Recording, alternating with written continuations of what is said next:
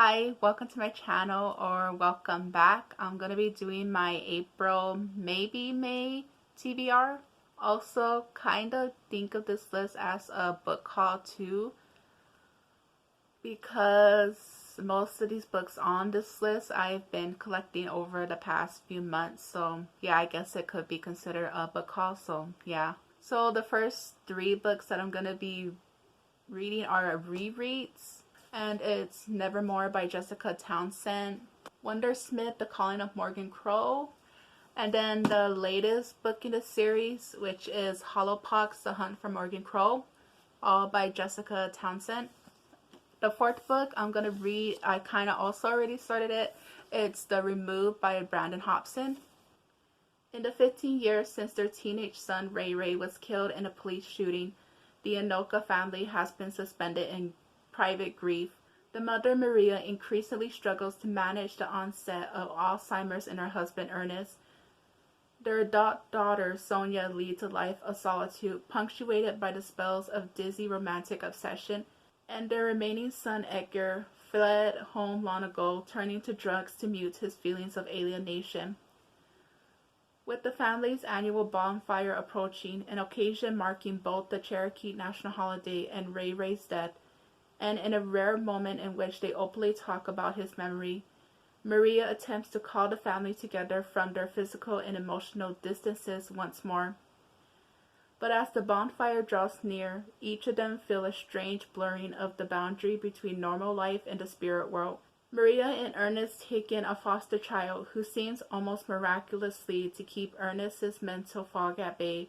Sonia becomes dangerously fixated on a man named Vin, despite or perhaps because of his ties to the tragedy in her lifetime and lifetimes before. And in the wake of a suicide attempt, Edgar finds himself in mysterious darkening land, a place between the living and the dead where old atrocities echo. Drawing deep on Cherokee folklore, The Removed seamlessly blends the real and spiritual to advocate the deep reverberations of trauma, a meditation on family, grief, home, and the power of stories on both the personal and ancestral level. So that's what I'm going to continue reading. I kind of already started it, just a little bit. So that's the fourth book. And the fifth book I'm going to be reading is The Punkin Man by John Everson. It's about this girl named Jen. It's Jenn, so I'm just saying Jen, but I don't know if that's right or not. But it's about Jen, who, after her father's murder, she goes to it's a seaside cottage that she inherited from her aunt. And there she kind of uncovers a lot of secrets about her aunt, I think it is, that she never heard about from her father or anybody. So that's basically what it is. And it's about a pumpkin man from the title. So yeah, that's what it is. Like I said, I already started it. This is actually one I'm kind of excited to read about and finish. So hopefully I'll be finished with it within like a week or so, but we'll see. And then for the sixth book, I decided to read a book that I've had for a while now. And I got this book like 3 years ago, something like that. I don't remember. I never read it yet. It's Seeker by Arwen E. S. Dayton. I don't know if I said that right, so here's the name.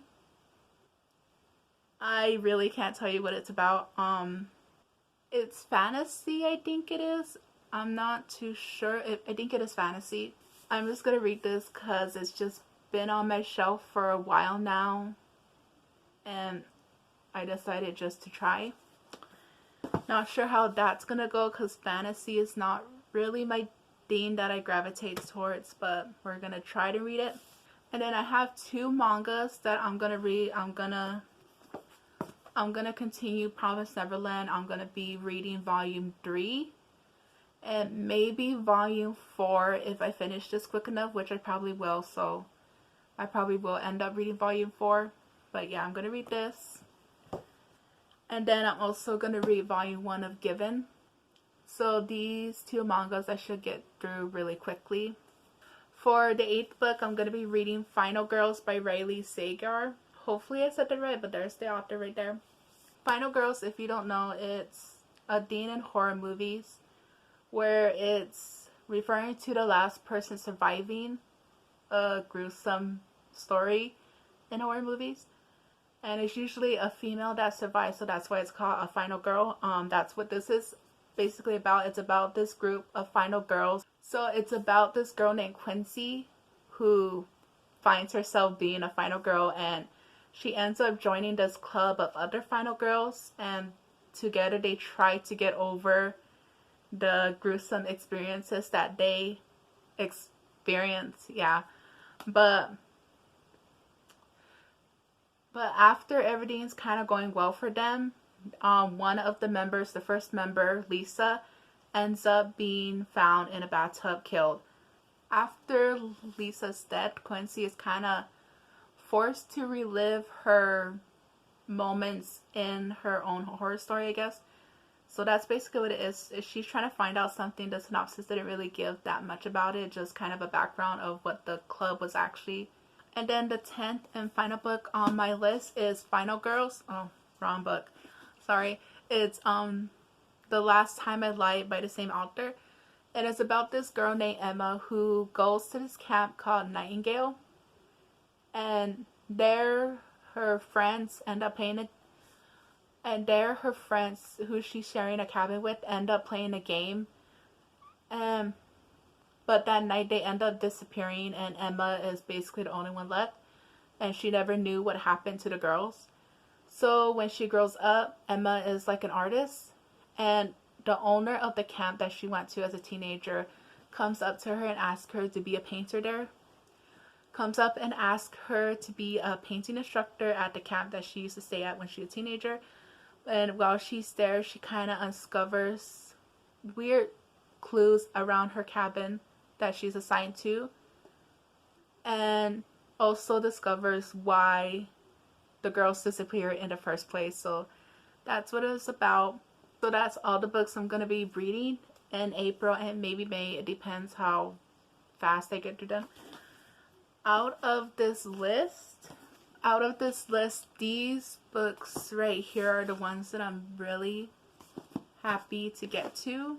So I'm really looking forward to these ones, especially because I'm just kind of in the mood for scary stuff right now. So yeah, feel free to share what you're reading in the comments if you want to. And I think that's it. Thank you for watching. Like and subscribe if you want to. And I hope you have a nice day, morning or night. Bye. Later.